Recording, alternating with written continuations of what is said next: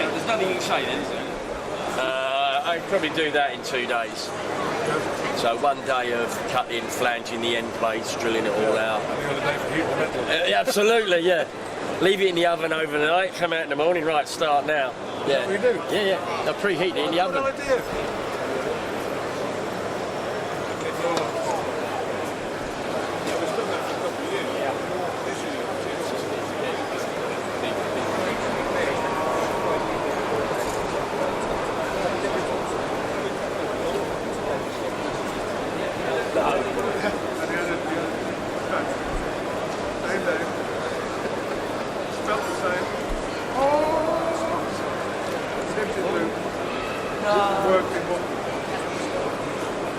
So I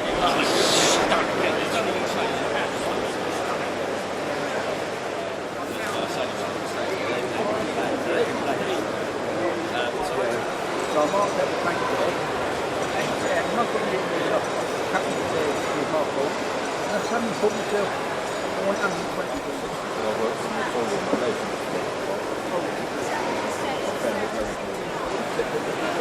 Yeah. That's exactly very racing more than one. Yeah.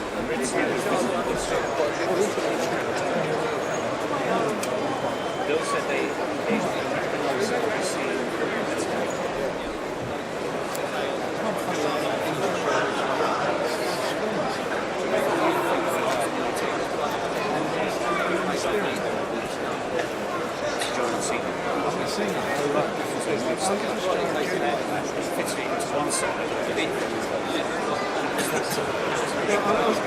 See you now. Magazine.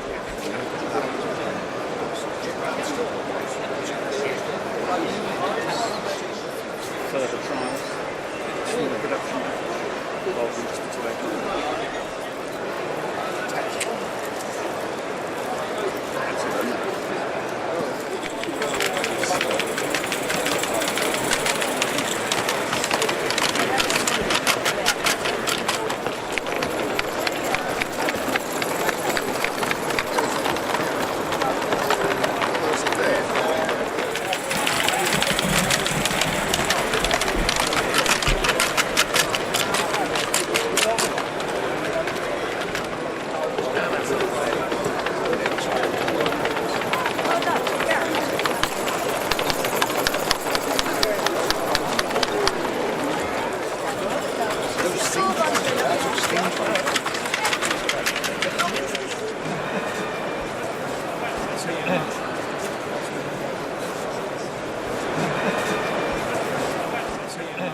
Another age, another time. 1963. A man and a machine come 14,000 miles forever.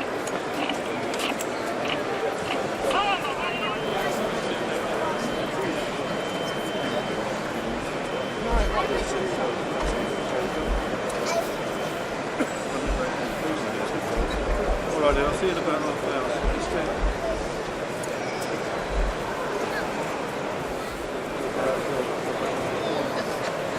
My dad's got he's got a submarine. My dad's got a submarine. What's that, boy? He was playing with it.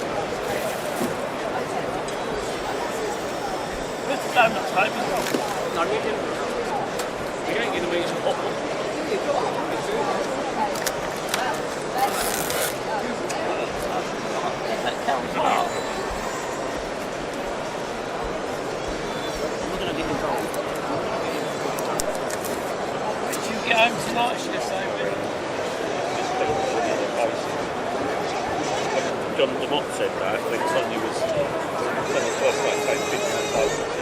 It's only going to run chips a bit here and they're going to be loose anyway.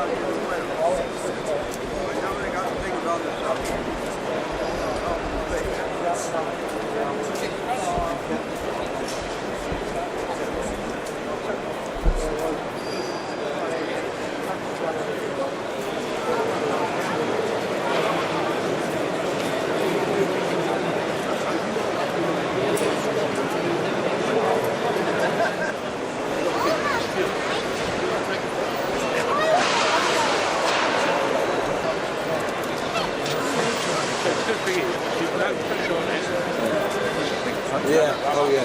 Have you got more? I've got a...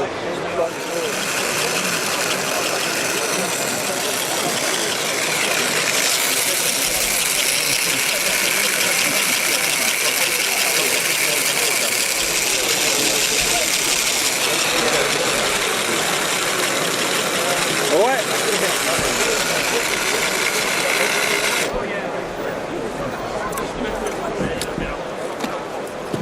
When it's on the water, he pedals and it does the paddle. The water comes up to there.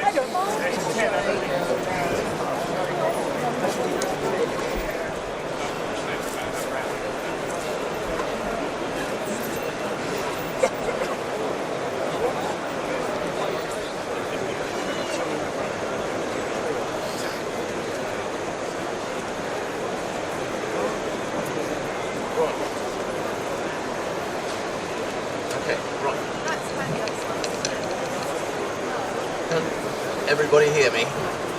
Back in particular? Everyone? Yeah? Okay, good. We are the Gas Turbine Builders Association. We are a group of enthusiastic amateur model engineers who just love things that spin very fast and burn very hot. Gas turbines. What we're going to do today is demonstrate one example. The whole table here is filled with various gas turbines. We're going to show you the KJ66. The 66 basically very simply describes the size of the rotor. In this particular instance, we've got a single stage centrifugal compressor of 66 mil in diameter, and a single stage axial flow turbine at the back, also 66 mil. And in the middle we've got a vaporizing combustor, and we're using kerosene or paraffin as our primary fuel. Now that doesn't vaporize at ambient temperature. So what we have to do during the startup is actually introduce a little bit of propane butane gas, which heats the whole thing up. That's only on for a few seconds, and it will switch on to the kerosene. So to start an engine like this, rather like your car, assuming you've got a normal engine in it, turn the key, starter motor drops in, turns the engine over, starts the 4-cycle process, and off you go.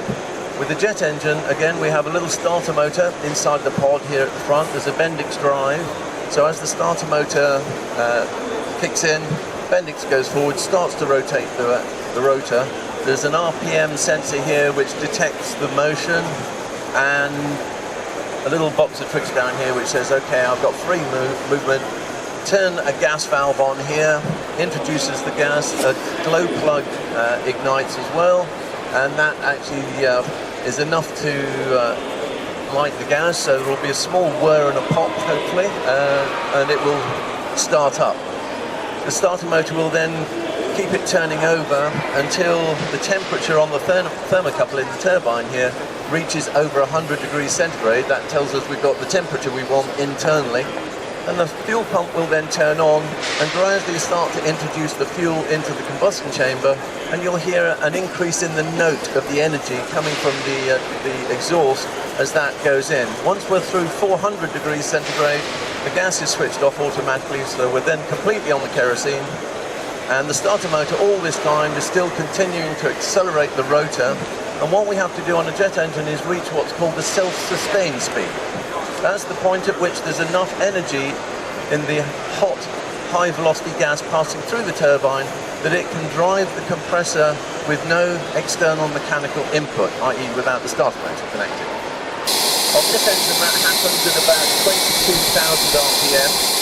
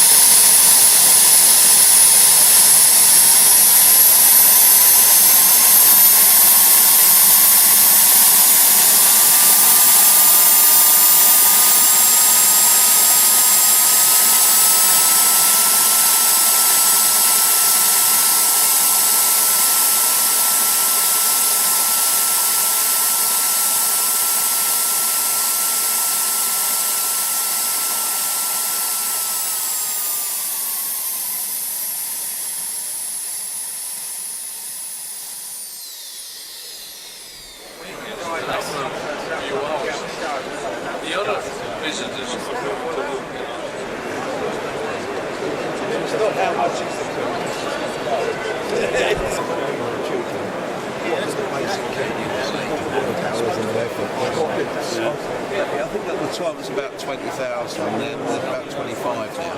Yeah, well, that's without all the hours, the paint, the hassle. So if you solve one of these, they normally sell for around 35,000. I'll show you this one. Hello.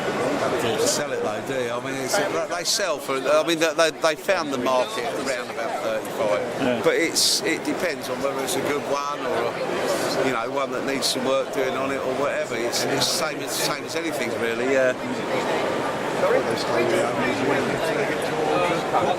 My daughter calls it her inheritance, so. So it's a Harold one. No, it's right, I know you.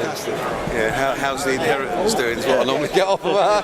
Doesn't want you driving at a 12 mile an hour, does it? Don't hear about this 12 miles an hour. Yeah, exactly. Excellent. Cheers, Norman. We were lucky. We got out on a pub run, and there was this lovely wide straight road, and we thought it's probably about the only chance we're ever going to get to see what it would do. And to be honest, I probably opened out a bit more, but I bottled at that point. That's me. Oh, well, I mean, if the chain went, we lost it. You ain't going to stop it very well, are you? So. What does break it? Is it shoes or what? What stops it? How do you stop it? You've got blocks that go on the back wheels, or you've got another block that goes on the flywheel. That's your lock. So there's no, you've literally got to wind it on. The only other thing you can do is just pull it into reverse with a lever, and it puts the steam in the reverse. But if you go at that sort of speed, it's not really something you can be doing. It just basically tries to run the engine backwards then, it just slows it down. Fantastic. It's all good fun. Yeah. Keep the speed down, sir. I don't think I'll throw them here because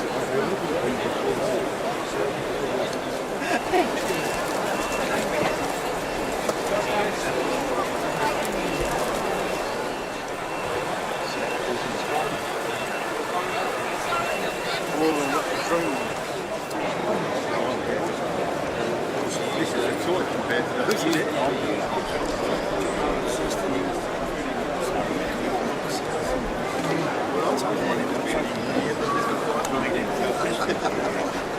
I think you're there.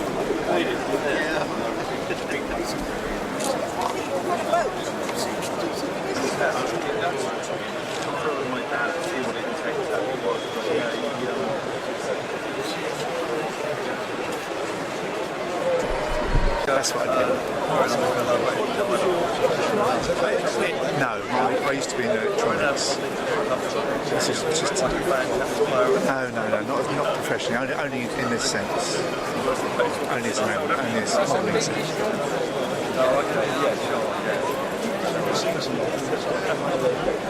It's turned out well.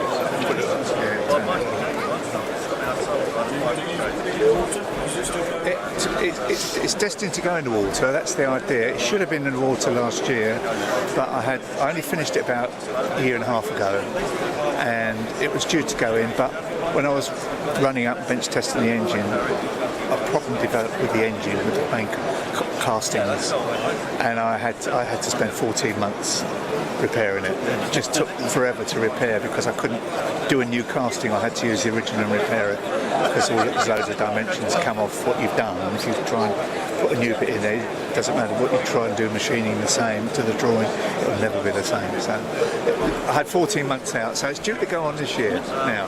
That's going to be a nerve-wracking moment. Yeah, absolutely. But then you don't think about it. Well, you don't think about it. It was always destined to be a working model, so that's where it's going to go. That engine and its plate and all of that, it all comes out in about 20 minutes. And then that is on the bench, and then you can take the bits off it you want. Okay, dismantling the engine itself, when you've got the engine as a lump, takes a week. Because you've got so many bits that look the same, you've got to pop them all out, label them all up, the engine itself is a pain in the eye. It's a lovely engine to look at and all of that. But for cleaning, no, it's not a problem because once it all comes apart, you can clean it. And the engine, you can just give it a brush down with paraffin or something like that, and it will all come off. And then provided you deal with it after that and put the necessary sprays on the metal bits so it doesn't go rusty. No. oil's dripping out of it. No, that's very little compared to all the other stuff that's gone on. Yeah, it's minor. That was always part of the plan, you know. It was like when I built I never intended to build a boat. I intended just to build the engine. And of course, when I built it, I had a choice. I'll stick it in a glass case or stick it in a model. And so that was when the model came in. So the engine size determined the model size. I knew what I wanted to build a model of, but I didn't quite realise how big. But the engine determined it for me. So that's what. 20 years, that's It's a smile now. It wasn't smiles all the way along.